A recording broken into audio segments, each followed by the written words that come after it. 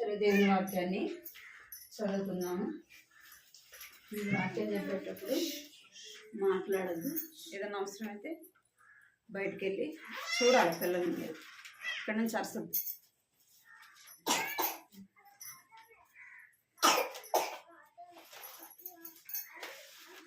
దేవుని వాక్యాన్ని చదువుకుని దేవుని గ్రంథం ఉన్నవారు బైబిల్ని చదవచ్చు.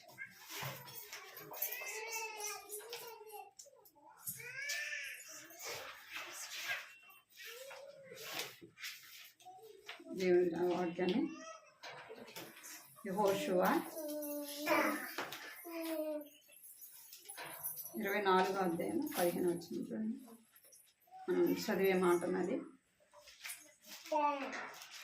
పాప దగ్గర కొంచెం దూరం కూర్చోబెట్టాక తగ్గుతుంది.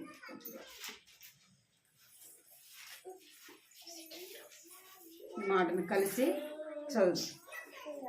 యెహోషువ గ్రంథం 24వ అధ్యాయము 15వ వచనము. బైబిల్ ఉన్నవారు మాటను కలిసి చదువు.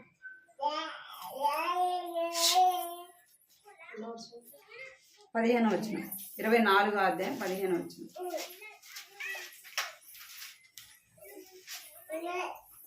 కలిసి చదువు. యెహోవాను సేవించుట మీ దృష్టికి కీడైతే వచ్చినగా మీరు ఎవరిని సేవించదురు? నది అధ్యయనాన్ని సేవించిన దేవతను సేవించదురు. అమోరీల దేవతను విద్వేషంలో నివసించినారే, వారి దేవతను సేవించరు. నేడు మీరు కోరుకున్నారు, మీరు ఎవరిని సేవింపకూడదు? నేను నా ఇంటి వారిని యెహోవాని సేవించడము అని. 3 నవంబర్లో మనము ఒకరిని జ్ఞాపకం చేసుకుంటూ వచ్చినాం, ఒక కుటుంబాన్ని. ఏ కుటుంబం చెప్పండి? కాదు,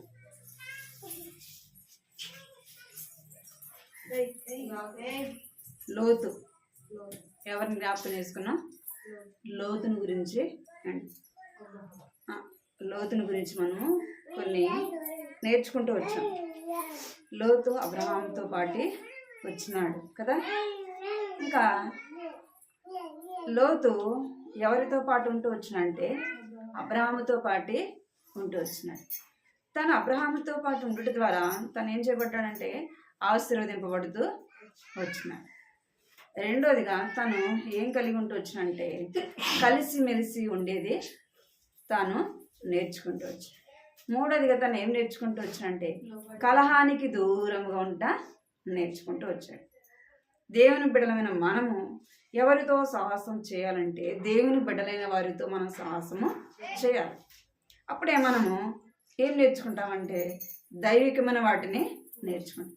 లోక సంబంధాలతో మనం స్నేహం చేస్తే లోక సంబంధమైన వాటినే నేర్చుకుంటూ, ఇదే డిసెంబర్ మాసంలో లాస్ట్ వారం ఒక వాక్యం చెప్పిన అక్క. నవంబర్లో చెప్పింది గుర్తులేదు. మీరు ఎప్పుడో పోయి డిసెంబర్లో అడిగితే ఇప్పుడేం గుర్తుంటుంది అంటారా? వచ్చినారా అసలుకి? ఎక్కడ జరిగింది? మందిరంలో జరిగింది. పోయిన డిసెంబర్లో ఆమె రాలేదు. ఇదే డిసెంబర్లో లాస్ట్గా మందిరంలో జరిగింది సిస్టర్స్ మీటింగ్. ఎవరి గురించి మనం విన్నామంటే మనుషుల మీద ఏం చేయకూడదు, మనుషులని నమ్ముకొనకూడదు అనే వాక్యాన్ని మనము చూస్తూ వచ్చాం. దేవుని వాక్యం నేను ఎందుకు చెప్తానంటే మనం గుర్తుపెట్టుకోవాలి. ఏం గుర్తుపెట్టుకోవాలి? దేవుని వాక్యాన్ని మర్చిపోతాం. ఏం గుర్తుపెట్టుకుంటాం? లోకాన్ని గుర్తుపెట్టుకుంటాం. ఎవరేమన్నా అక్కేముంది, ఎక్కేముంది, అన్న ఏమన్నాడు, ఏమన్నా అవి గుర్తుపెట్టుకుంటాం కదా. అంటే లోక సంబంధమైన వాటి గుర్తుపెట్టుకుంటాం. కానీ దేవుని వాక్యాన్ని ఏం చేయాలి? గుర్తుపెట్టుకోవాలి.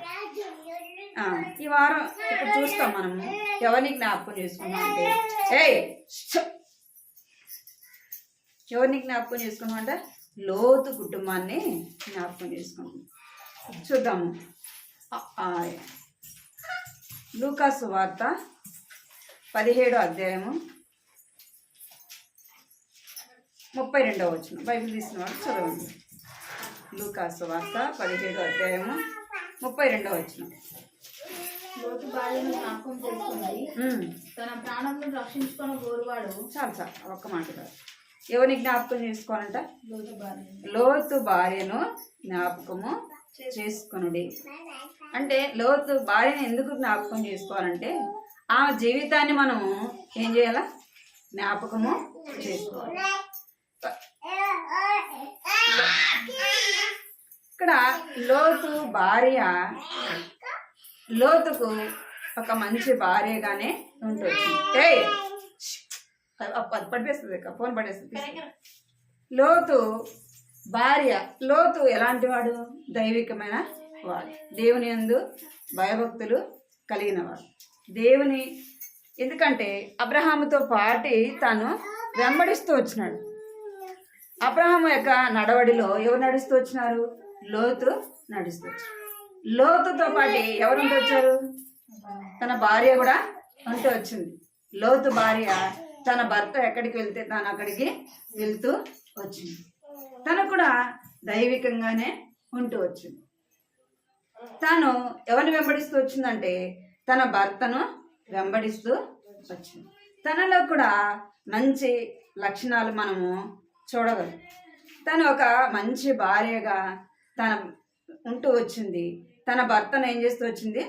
వెంబడిస్తూ వచ్చింది. తన భర్త ఎవరిని వెంబడిస్తూ వచ్చినంటే జీవము కలిగిన దేవుణ్ణి తాను లోతు వెంబడిస్తూ వచ్చినాడు. మనం ఎవరిని వెంబడించాలంటే దైవికమైన వారిని మనము వెంబడించే వారముగా ఉండాలి. యోహాను సువార్త చూద్దాం. సామెతలు చూడండి. ఫస్ట్ సామెతలు 31వ అధ్యాయము 15వ వచనం. సామెతలు 31వ అధ్యాయం 15వ వచనం. ఆమె చీకటితోనే లేచి తన ఇంటి వారికి భోజనం సిద్ధపరచును, తన పనికత్తలకు ఘట్టం ఏర్పరచును. ఆమె పొలం చూచి దాన్ని తీసుకొనును, తాము కూడబెట్టిన ద్రవ్యం పెట్టి ద్రాక్ష తోట ఒకటి నాటించును. ఆమె నడికట్టు చేత నడుము బలపరుచుకొని చేతులతో బలంగా పనిచేయును. తన వ్యాపార లాభము అనుభవంచే తెలుసుకొనును. రాత్రి వేళ ఆమె దీపం ఆరిపోదు. ఆమె పంటలు చేత పట్టుకొనును, తన వేళ్లతో కదురు పట్టుకొని వడుకును. దీనులకు తన చెయ్యి చాపును, దరిద్రులకు తన చేతులు చాపును. మళ్ళా చూద్దాం. ఆమె ఏం చేస్తుందంట? ఆమె చీకటితోనే లేచి తన ఇంటి వారికి భోజనము సిద్ధపరచు. ఇక్కడ ఒక స్త్రీ ఉంది. ఈమె పేరైతే రాయబడలేదు, కానీ దైవికమైన దైవ లక్షణములు కలిగిన స్త్రీ ఇక్కడ ఉంటా ఉంది. తను దైవికంగా తను ఉంటూ వచ్చింది. తన కుటుంబాన్ని కూడా ఏం చేస్తూ వచ్చిందంట? దైవికంగా నడిపిస్తూ వచ్చింది. అక్కడ రాయబడి వచ్చింది 10వ వచనం 15వ వచనంలో ఆమె చీకటితోనే లేచి తన ఇంటి వారికి భోజనము సిద్ధపరచును. అంటే కుటుంబం పట్ల తను ఏం కలిగి ఉంది? బాధ్యత కలిగి ఉంది. మనం కుటుంబం పట్ల బాధ్యత కలిగి ఉన్నప్పుడు ఏం చేస్తాం చెప్పండి? బాధ్యత కలిగి ఉన్నప్పుడు మనకు ఒకరు చెప్పాల్సిన అవసరం లేదు కదా. గిన్నెలు కడుగు, ఊడ్చు, బట్టలు ఉతుకు, ఆ పని చేయి, ఈ పని చేయి అని చెప్పాల్సిన అవసరము లేదు. లేదా మనం అనారోగ్యంతో ఉన్నాము, నువ్వు లేచి ఆ పని చేయి, ఈ పని చేయని మనకు ఒకరు చెప్పాల్సిన అవసరం లేదు. ఏం చేస్తాం? మనకు బాగలేకపోయినా కదా, మన పరిస్థితి ఎలాగున్నా ఏం కోరుకుంటాం మనం? అరే ఇప్పుడు పిల్లలు ఆకలిని అడుగుతారు, ఏం చేయాలా? వంట చేయాలి కదా. భర్త వస్తాడు పని నుంచి, అన్నం పెట్టాలి అని మన ఆరోగ్యాన్ని అంటే బాధ్యత కలిగిన స్త్రీ ఏం చేస్తుంది అంటే దైవికంగా ఉన్న స్త్రీ ఏం చేస్తుంది? కుటుంబానికి ప్రాముఖ్యతను ఇస్తుంది కదా. ఏం చేస్తుందంటే తన అనారోగ్యాన్ని తను ఎంచుకోదు, కానీ నేను బాగుండాలా అనుకోదు. ఏం చేస్తుంది? పిల్లలు వస్తారు, భర్త వస్తారు కదా, వాళ్ళు వస్తారు, ముందు వాళ్ళకి చేయాలి. పని అయిన తర్వాత కొద్దిసేపు రెస్ట్ తీసుకోవచ్చు. అంటే కుటుంబం పట్ల బాధ్యత అనేది చూస్తాం. అంటే కుటుంబాన్ని అంటే వెంబడించేదిగా, కుటుంబం పట్ల బాధ్యత కలిగిన స్త్రీగా మనము చూస్తాం. ఇక్కడ లోతు భార్య కూడా కుటుంబం పట్ల తను ఏం చేస్తుందంటే తన భర్తను వెంబడించినదిగా చూస్తాం. అంటే మనం కూడా ఏం చేయాలంటే దైవికమైన వారిని వెంబడించే వారముగా ఉండాలా. ఇంకేంటే రూతు గ్రంథంలో 1వ అధ్యాయం 16వ వచనం చూడండి. రూతు గ్రంథము 1వ అధ్యాయము 16వ వచనం.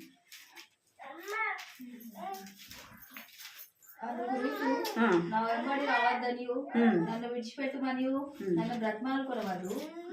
15, 16 చదివా? 15 నుంచి. ఆమె ఇదిగో నీ తోడుకోడలు తన జల్లు ఎద్దకును తన దేవుడి ఎద్దకును తిరిగిపోయినదే, నీవును నీ తోడుకోడలు వెంబడి వెళ్ళుమనెను. అందుకు రూతు, నా వెంబడి రావద్దనియు నన్ను విడిచిపెట్టమనియు నన్ను బ్రతిమాలుకొనవద్దు, నీవు వెళ్ళి చోటుకే నేను వచ్చేదను, నీవు నివసించే చోటనే నేను నివసించదను, నీ జనమే నా జనము, నీ దేవుడే నా దేవుడు. చాలు. ఇక్కడ రూతు ఎవరిని వెంబడించింది? నయోమిని వెంబడిస్తూ వచ్చింది. అక్కడ లోతు భార్య లోతుని ఎలాగ వెంబడించిందో ఇక్కడ రూతు ఎవరిని వెంబడిస్తుందంటే నయోమిని వెంబడిస్తుంది. తన అత్త చెప్తా ఉంది, నీ తోడుకోడలు పోతుంది కదా, నువ్వు కూడా వెళ్ళిపో, నువ్వు కూడా నీ ఇంటికి వెళ్ళిపో, అక్కడ నువ్వు సంతోషంగా ఉండొచ్చు కదా, నీ తల్లిదండ్రుల నువ్వు సంతోషంగా ఉండవచ్చు, నువ్వు వెళ్ళిపోమంటే ఇక్కడ ఏం చెప్తుందంటే నన్ను రావద్దని చెప్పొద్దు, నేను నీతో పాటే ఉంటా, నువ్వు ఎక్కడుంటే నేను అక్కడ ఉంటా, నువ్వేం తింటే నేను అదే తింటా. మన ఇద్దరికి ఏది దూరం కావాలా? మరణము తప్ప మన ఇద్దరిని ఏది కూడా ఎడబాపవద్దు. అంటే తను ఎవరిని వెంబడిస్తుంది అంటే ఈ లోకాన్ని, లోక సంబంధమైన వాటిని తాను వెంబడించలేదు, కానీ ఎవరిని వెంబడిస్తుందంటే దైవికమైన వారిని తాను వెంబడిస్తూ ఉంది. మనం కూడా దేవుని బిడ్డలైన వారితో కూడా మనము సావాసం కలిగి ఉండేవారు, వారిని వెంబడించే వారముగా ఉండాలా. యోహాను సువార్త 1:37. యోహాను సువార్త 1:37. అంతటా అతడు చెప్పిన మాట ఆ ఇద్దరు శిష్యులు విని యేసును వెంబడించిరి. ఎవరిని వెంబడించారంట? అతడు చెప్పిన మాట ఇద్దరు శిష్యులు విని యేసును వెంబడించిరి. యేసు ప్రభు శిష్యులు ఎవరిని వెంబడించినారంట అంటే యేసు ప్రభుని వెంబడించిన వారుగా చూస్తా ఉన్నాం. వారు చేపలు పట్టేవారు కదా, చేపలు పట్టేవారు, ఎప్పుడు సముద్రాల్లో ఉండేవారు, వారి బతుకు తెరువు కొరకే వారి పనిని వారు చేసుకునేవారు. అయితే యేసు ప్రభు యొక్క మాట వినంగానే యేసు ప్రభు మాట వినంగానే ఏం చేస్తారంట? ఆయన వెంబడి వెళ్ళిరి. మనం ఎవరు వెంబడి వెళ్ళాలా?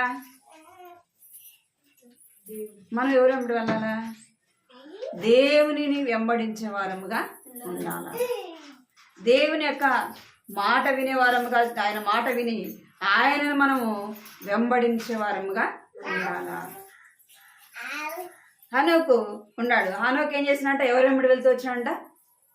దేవునితో పాటి నడిచిన వాడుగా, ఆయనతో పాటి ఆయనను ఎవరిని వెంబడించినంటే దేవుని వెంబడిస్తూ వచ్చినాడు. తన కుటుంబము, తన బాధ్యత ఎన్నో ఉండే, ఆయన ఎవరిని వెంబడించినంట? దేవుని వెంబడిస్తూ వచ్చినాడు. దేవునితో పాటు అనుదినము నడిచిన వాడుగా చూస్తా ఉన్నాము. ఇక్కడ ఏం చేస్తారంటే శిష్యులు యేసు ప్రభును వెంబడించిన వారుగా చూస్తా ఉన్నాము. మనము ఎవరిని వెంబడించాలా? దేవుని బిడ్డలైన వారిని మనము వెంబడించాలి. దేన్ని వెంబడించాలంటే దేవుని మందిరాన్ని మనము ఏం చేయాలంట? దేవుని మందిరాన్ని మనం వెతికే వారముగా ఉండాలి. అంటే దేవుని మందిరాన్ని మనము వెంబడించే వారముగా ఉండాలి. యెహోషువ 3:4 చూడండి. యెహోషువ 3:3-4 3:3-4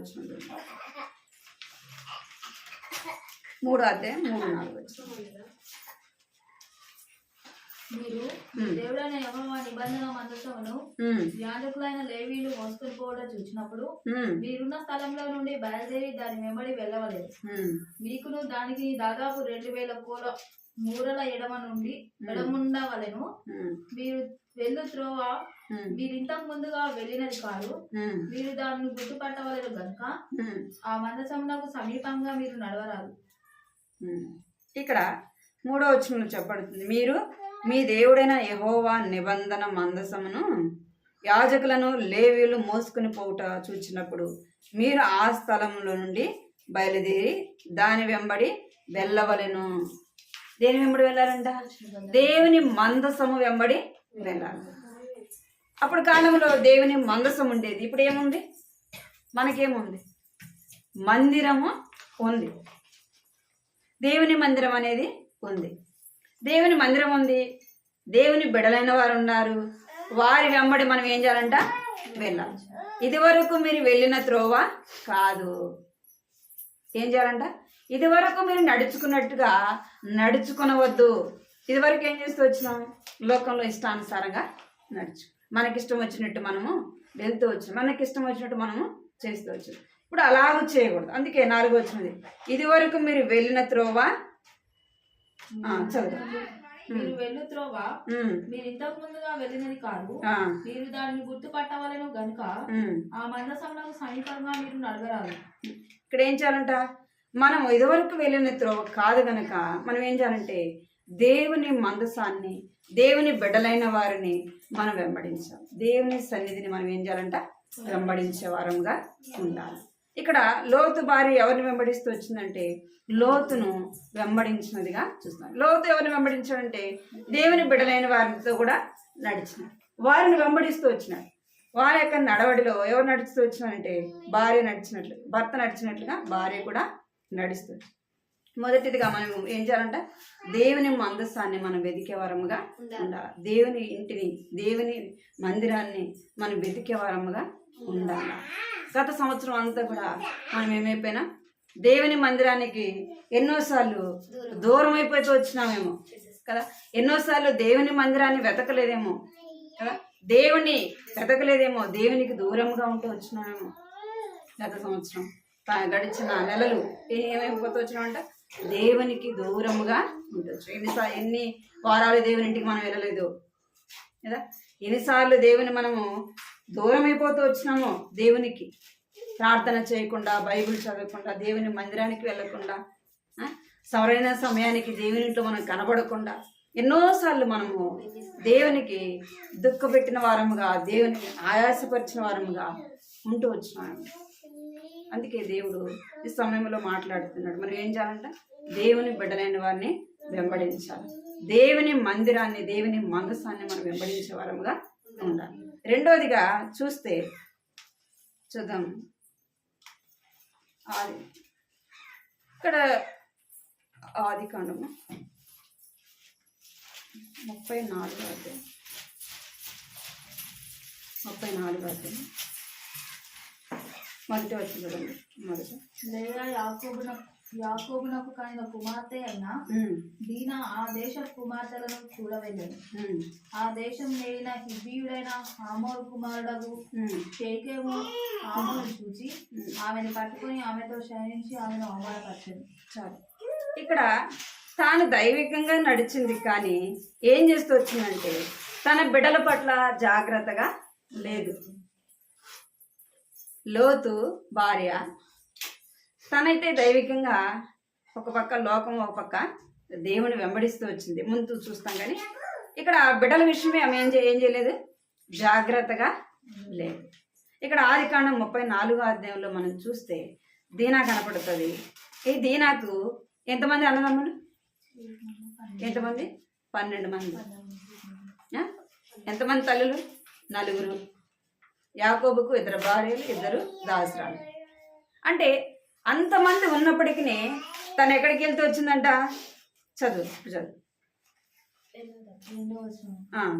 ఆ దేశం నేలిన హివ్వీయుడైన హామోరు కుమారుడు షేకెము ఆమెను చూచి ఆమెను పట్టుకొని ఫస్ట్ ఒకటే వచ్చి లేయా యాకోబునకు కలిగిన కుమార్తె అయిన దీనా ఆ దేశపు కుమార్తెలను చూడవెళ్ళను. చాలు. ఇక్కడ దీనా ఏం చేస్తుందంటే అంతమంది ఉన్నప్పటికీ తను ఏం చేస్తుంది? ఆ దేశపు యొక్క కుమార్తెను చూడడానికి పోయిందంట. తన ఇంట్లో ఉండకుండా ఎక్కడికి వెళ్ళింది అంటే అక్కడ ఉన్న వారిని చూడాలా కదా. ఈ ఊళ్ళో పిల్లలు, ఆడపిల్లలు ఎట్లా ఉంటారు, ఏ డ్రెస్సులు వేసుకుంటారో, ఏం వేసుకుంటారో అనుకుందేమో. పాపం ఏమైంది? చూడడానికి పోయింది. అంటే తప్పెవరిది? తప్పెవరు చెప్పండి? తల్లిదండ్రులు కదా. మొదట తల్లి బిడ్డల విషయంలో చాలా జాగ్రత్తగా ఉండవలసింది తల్లి. ఎవరు? తల్లి బిడ్డల విషయమే చాలా జాగ్రత్తగా ఉండాలి. ఎందుకు తల్లి అని మనం అంటే, భర్త ఏం చేస్తాడు? ఉదయం పనికి వెళ్తే రాత్రి ఎప్పుడు వస్తాడు కదా. మరి రోజంతా ఇంటికాడ ఉండేది ఎవరు? పిల్లలు రోజంతా ఎక్కువ సమయం గడిపేది ఎవరి దగ్గర? తల్లి దగ్గర. మరి బాధ్యత ఎవరిది? తల్లి.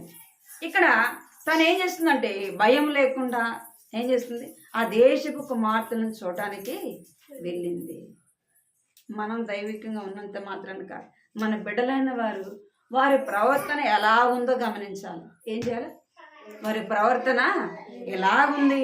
చిన్నపిల్లలు కదా నా పిల్లలు, వారికి ఏం తెలుసు అని మనం అనుకుంటాం. చిన్నప్పటి నుంచే వారిని దైవికంగా పెంచకపోతే పెద్ద అయితే ఏం చేయరు, మన మాట వినరు కదా. వారిని ఏం చేయాలా? చిన్నప్పటి నుంచే దైవికంగా వారిని పెంచాలా.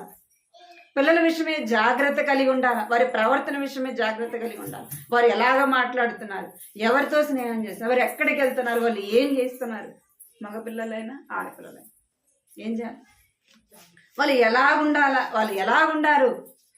వారి చిన్నపిల్లలు కూడా కొంతమంది ఏం చేస్తారు, చిన్నపిల్లలే మనం బయటకు వెళ్ళి ఆడుతుంటే వాళ్ళు ఏం చేస్తారు చెప్పండి, ఇష్టం వచ్చినట్టుగా మాట్లాడుతుంది. వారికి మంచి ఏదో చెడో ఏదో తెలియదు, కానీ వాళ్ళు ఏం చేస్తారు, ఇష్టం వచ్చినట్టుగా ఏ మాట్లాడుకు వస్తే ఆ మాట మాట్లాడతారు. వాళ్ళు మాట్లాడుతారంటే కారణం ఎవరిది? తల్లి కదా. వాడు ఎక్కడికి వెళ్తున్నాడు, వాడు ఏం చేస్తున్నాడు, ఈ పిల్లలు ఆడిపోయినారు అని మనం గమనించకపోవడమే తప్పు కదా. మనం గమనించకపోవడమే తప్పు. దీనా వెళ్ళింది అంటే మరి ఇంట్లో వాళ్ళు ఆడిపోయినారు అంటే తను ఎలాగ పెరగలేదు, దైవికంగా పెరిగినప్పటికీ ఆ బిడ్డ విషయమే ఎవరికి బాధ్యత లేదంటే బాధ్యత లేని వారుగా ఇంటి వచ్చిన ఎక్కడికి పోయింది కదా, ఎక్కడికి పోయింది అసలుకి అని ఆలోచించాలి. నష్టం జరిగినాక బాధపడితే, మన పిల్లల ద్వారా కూడా మనకు నష్టం వచ్చినాక మనం బాధపడేదానికంటే వారు ఏం చేస్తున్నారు, వాళ్ళు ఏం మాట్లాడుతున్నారు, వారు ఎక్కడికి వెళ్తున్నారు, వారు ఎవరితో ఆడుకుంటున్నారు, మనం ఏం చేయాలి, మనకు 100 పనులున్న వారి మీద దృష్టి అనేది ఉంచాలి. వారు పెద్ద అయినాక వారు మనకి ఎక్కువ అయిపోయినప్పుడు, వారు ఎక్కువ అయిపోయినాక ఇప్పుడు నా మాట వినట్లేదు, నేను చెప్పింది చేయట్లేదని అప్పుడు మనం బాధపడేదానికంటే ఇప్పుడు ఏం చేయాలి, వారిని భయపెట్టే వారముగా ఉండాలి. వారికి భయం పెట్టాలి. వారి ప్రవర్తన మనము జాగ్రత్తగా కనిపెట్టాలి. ఇందాక మనం చూసాం కదా సామెతలు 31వ అధ్యాయం. ఆమె ఏం చేస్తుందంటే,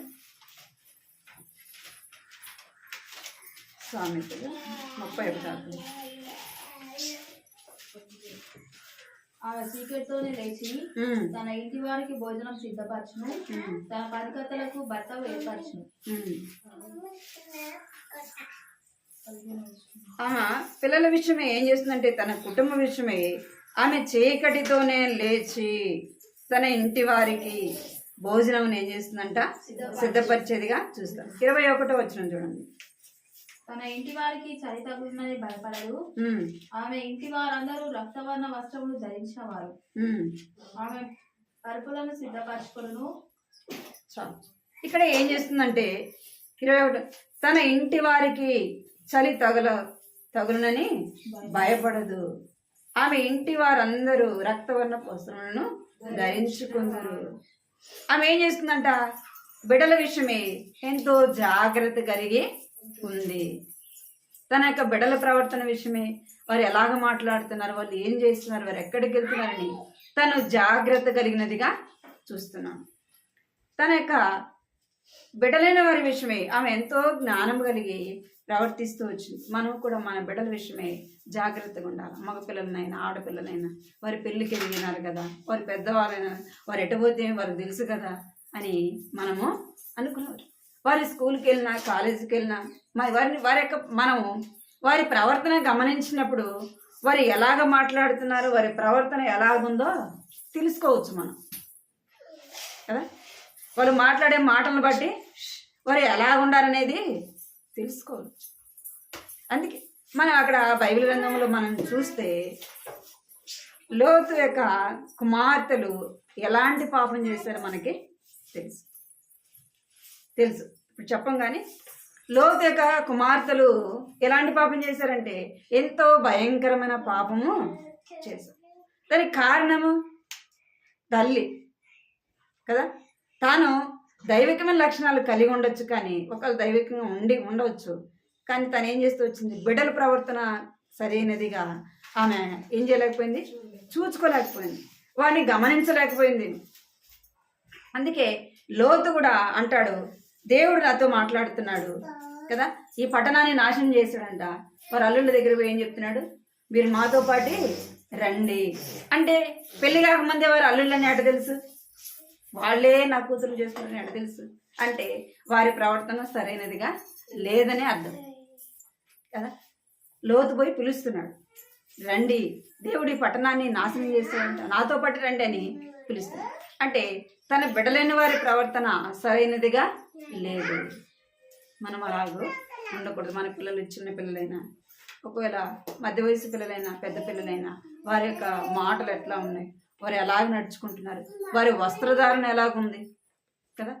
వారి వస్త్రధారణ తల్లిదండ్రులు అనుమతి లేకుండానే బిడ్డలు వారికి ఇష్టం వచ్చినట్టు వస్త్రాలు వేసుకుంటారా? మనం చనువిస్తేనే వేసుకుంటారు కదా, మనం చనువిస్తేనే వేసుకుంటారు. మనం ఫస్ట్ సారే ఆ చనువు వారికి ఇవ్వకపోతే వారి ఇష్టం వచ్చినట్టుగా వేసుకోరు. ఆడపిల్లలు కానీ మగపిల్లలు ఏముండాలి, వారిని వారి యొక్క ప్రవర్తనను జాగ్రత్తగా కనిపెట్టేవారముగా ఉండాలి. మూడవదిగా మనము ఏం ఉండాలంటే చూద్దాం.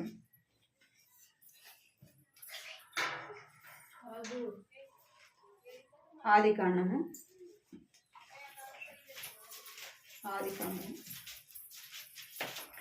19వ అధ్యాయం 26వ వచనం. అయితే లోతు భార్య అతని వెనుక నుండి తిరిగి చూసి ఉప్పు స్తంభం ఆయన ఏమైందంట, ఏమైంది, వెనుకకు తిరిగి ఏమైందంటే ఉప్పు స్తంభము ఆయను. అంటే లోతు భార్య యొక్క దృష్టి మనసు ఎట్లా ఉంది, లోకం మీద ఉంది. దేవుని బిడ్డలని చెప్పుకుంటాం కదా, దేవుని మందిరానికి వెళ్తాం, దేవుని వాక్యాన్ని చదువుతాం. మన దృష్టి మన మనసు అంతా ఎక్కడ ఉంటుంది, సిండి తక్క ఎక్కడ ఉంటుంది, లోకం మీదనే ఉంటుంది కదా. ఆ యొక్క ఏం చీర కట్టుకుంది కదా, ఆ యొక్క ఇంట్లోకి ఏం వస్తువులు తెచ్చుకుంది కదా, వాళ్ళు ఏం తింటున్నారు, మనకు వాళ్ళు కట్టుకున్న బట్టలు మనకు లేవే, వాళ్ళకి ఇంట్లో ఆ వస్తువులు ఉండే మనకు లేవే. ఇవి అంటే లోక సంబంధమైన వాటి మీద మన యొక్క దృష్టి మనసు. ఇక్కడ లోతు భార్యకు, లోతు కుటుంబానికి అంతా కూడా దేవదూత చెప్పింది, మీరు త్వరగా ఈ పట్టణాన్ని విడిచి వెళ్ళాలి, దేవుడు ఈ పట్టణాన్ని కాల్చివేస్తాడని తెలపబడుతొచ్చు. ఇంకా ఏం తెలపబడుతొచ్చిందంటే, మీరు వెళ్ళేటప్పుడు ఏం చేయకూడదు, వెనకకి చూడకూడదు. ఏం చూడకూడదంట, వెనక్కి చూడకూడదు. చెప్పినా మనం చేస్తున్నామంటే ఏం లేదని అర్థం, భయం లేదని అర్థం. ఇంకోటి ఏంటంటే, వాటి మీద మనకు దృష్టి మనసు ఉన్నప్పుడు చెప్పే మాటల మీద మనకేముండదు, దృష్టి ఆలోచన ఉండదు, వాటి మీద ఉంటుంది. కానీ మన మనసులో ఏదైతే ఉందో దాని మీదనే మన దృష్టి ఉంటుంటారు. ఇక్కడ లోతు భార్యకు చెప్పినప్పటికీ ఆమె ఏం చేస్తుందంట, వారు రాకపోతే ఏం చేశారంట, దూతలు వారి చేతులు పెట్టుకుని త్వరగా తీసుకెళ్తూ వచ్చారంట బయటికి. అంటే ఆ సొదొమ గొమొర్రా నుంచి బయటికి తీసుకొని బయటికి ఊరు బయటికి తీసుకుని వచ్చి, మీరు వెనక్కి తిరిగి చూడకుండా ఈ పట్టణానికి దూరంగా వెళ్ళమని చెప్పారు. మీరు వెళ్ళేటప్పుడు వెనక్కి చూడొద్దంటే లోతు భార్య ఏం చేసింది, వెనక్కి చూసింది. అవసరం ఏముంది కదా, నీ ప్రాణం కాపాడబడింది చాలు కదా. ప్రాణంతో ఉంటే మరలా ఏం చేయొచ్చు, మనం పోయిన వాటిని సంపాదించుకోవచ్చు. మన ప్రాణమే పోతే కదా మనకి ఎంత ఉన్నా కానీ మన వాటిని తిరిగి సంపాదించుకుని.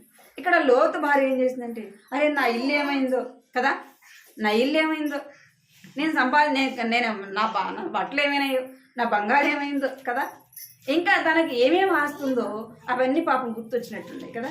అవన్నీ గుర్తొచ్చి ఏం చేసింది, వెనక్కి చూసింది. ఏమైంది,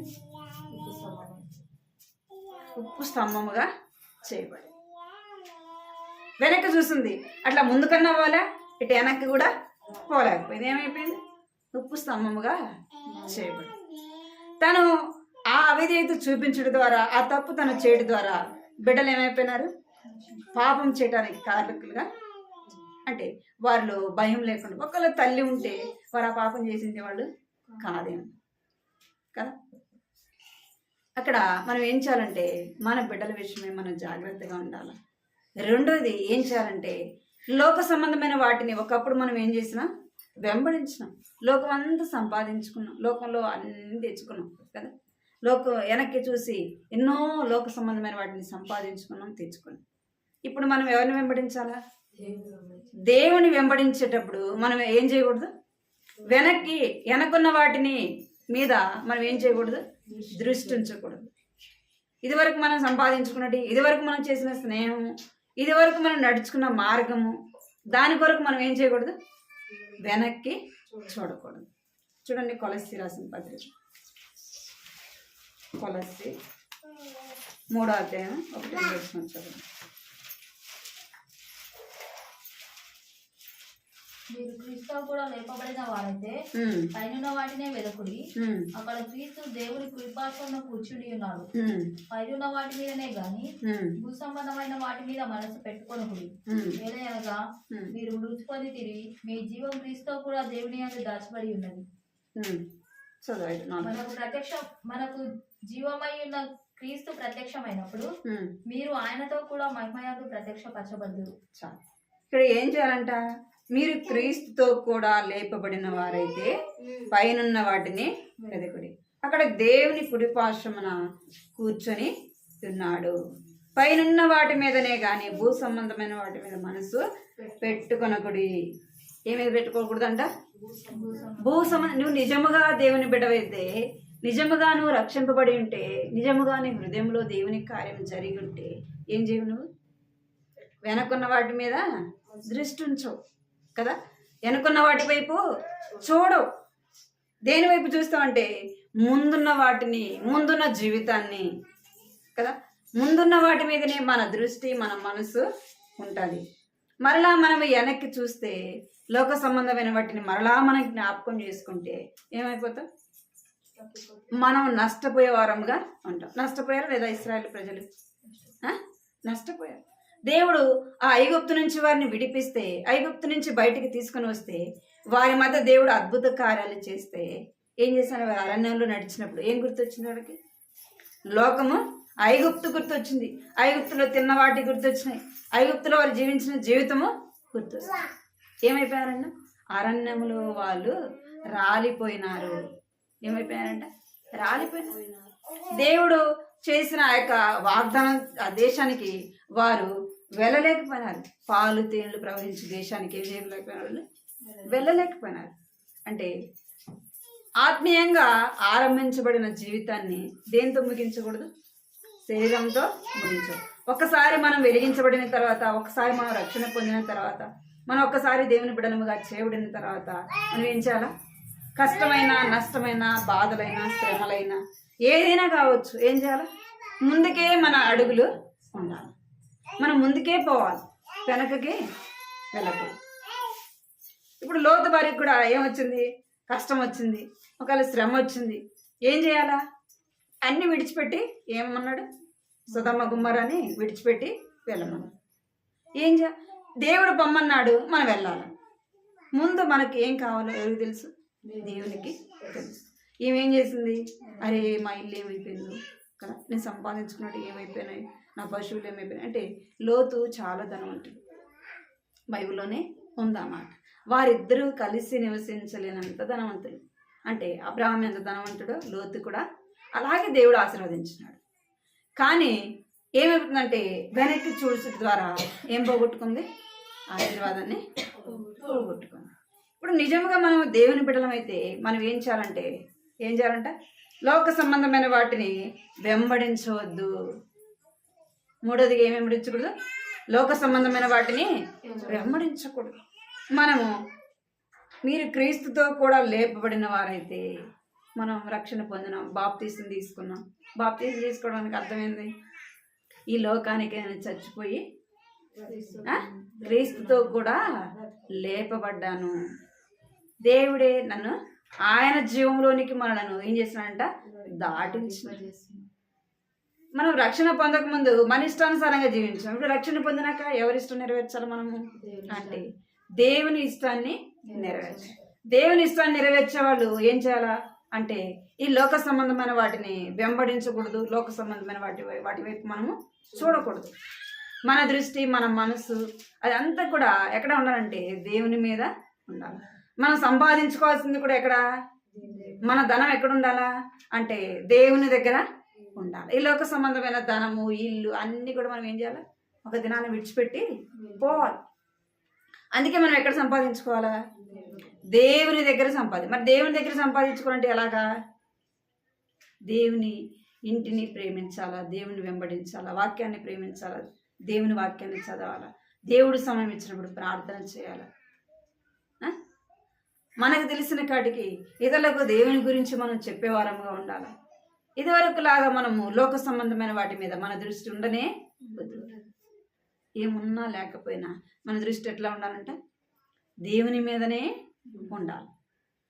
మన బైబిల్ గ్రంథంలో చూస్తే ఒక ధనవంతుడు ఈ లోక సంబంధంగా బాగా తిన్నాడు, తాగినాడు, పోయేటప్పుడు తీసుకెళ్ళాడు. మరి పేదలు లాజరు తినడానికి కూడా తిండి లేదు, ఉండటానికి ఇల్లు లేదు, కట్టుకోవడానికి బట్టలు లేవు, కట్టుకుందామన్నా శరీరం ఏం చేయదు, సహకరించదు. మరి ఎక్కడికి వెళ్ళినాడు, దేవునితో కూడా ఉండడానికి కదా. అబ్రహాము రొమ్మున ఆనుకుంటూ వచ్చాడు. మనం కూడా ఏం చేయాలంట, దేవుని వెంబడించాలి. నాకు ఇల్లు సంబంధంగా నాకు ఇల్లు లేదే, నా బంధువులు నన్ను చూడరే కదా, నాకు వాళ్ళు లేరే, వీళ్ళు లేరు. ఈ లోక సంబంధమైన వాటి మీద మనకి దృష్టి ఉంటే లోక సంబంధమైన వాటి నుంచే ఆలోచిస్తాం. మనం దేవుని దగ్గర మనం ఏం సంపాదించు, ఎన్ని సంవత్సరాలు బ్రతికినా ఏం కూడా సంపాదించు.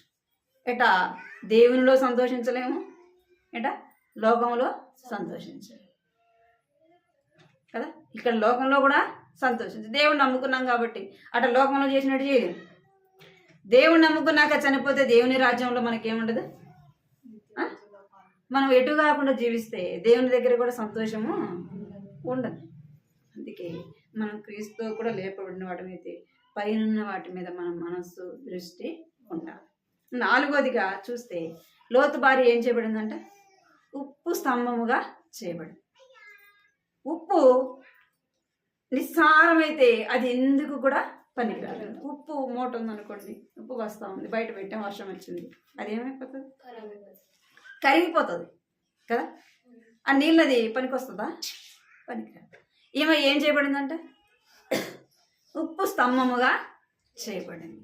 అంటే తన జీవితము ఎందుకు పనికి రాకుండా అయిపోయింది. నిజమైన ఉప్పు ఏం చేస్తుంది, ఉప్పు లేకుండా మనం ఏమేమి తింటామా, ఉప్పు లేకపోతే తింటామా, ఏమి కూడా తినలేదు. ఉప్పే అన్నిటికంటే రుచికరమైనది ఏంది, ఉప్పు. ఉప్పు అన్నిటికంటే రుచికరమైనది ఏంది, ఉప్పు.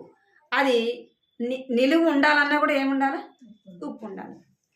ఉప్పు లేకపోతే ఏదైనా మనం పచ్చడి పెట్టామనుకోండి, మామిడికాయ పచ్చడి లేకపోతే ఏదైనా పెట్టామనుకోండి, ఉంటుందా, కొంచెం ఉప్పు తక్కువైపోయినా అది ఉండదు, పాడైపోతుంది.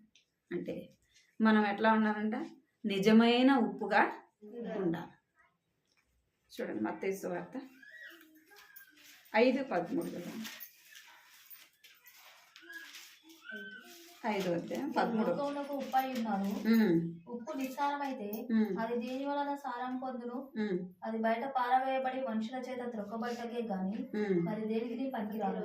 చాలు. ఏమంట ఉప్పు అది నిస్సారం అయితే ఏం చేయబడుతుందంటే, అంటే ఆ ఉప్పు బస్తా తడిసింది అనుకోండి, మనుషులు తొక్కడానికి తప్పితే ఏ దానికి కూడా.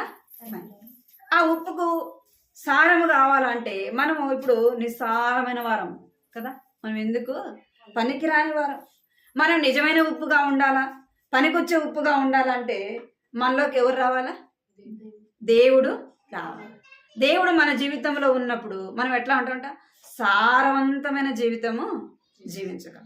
అంటే అనేకులకు రుచికరమైన వారముగా ఉంటాం.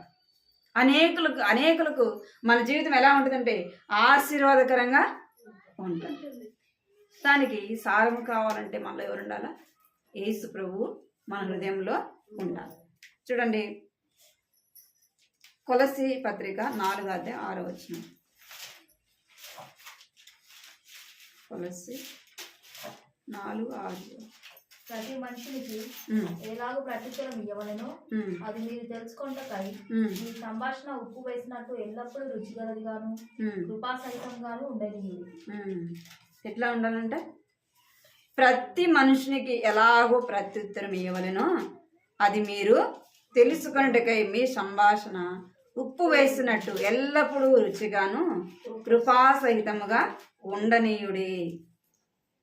మన మాటలు ఎట్లా ఉండాలంటే ప్రతి మనుషునికి మనం మాట్లాడే మాట రుచికరమైనదిగా మన వారితో సరైన విధానంగా మాట్లాడాలంటే ఏముండాలంట, మనము నిజమైన ఉప్పుగా ఉండాలి, సారవంతమైన వారముగా ఉండాలి. సారం లేని వారం కాదు, ఎట్లా అంటే సారవంతమైన వారముగా ఉండాలి. అప్పుడు మనం ఏం చేస్తామంటే ఎవరితో ఎలాగ మాట్లాడాలి అలాగో మాట్లాడాలి. పిల్లవాళ్ళతో ఎలాగ మాట్లాడాలి, యవనస్తులతో ఎలాగ మాట్లాడాలి, పెద్దవారితో ఎలాగ మాట్లాడాలి.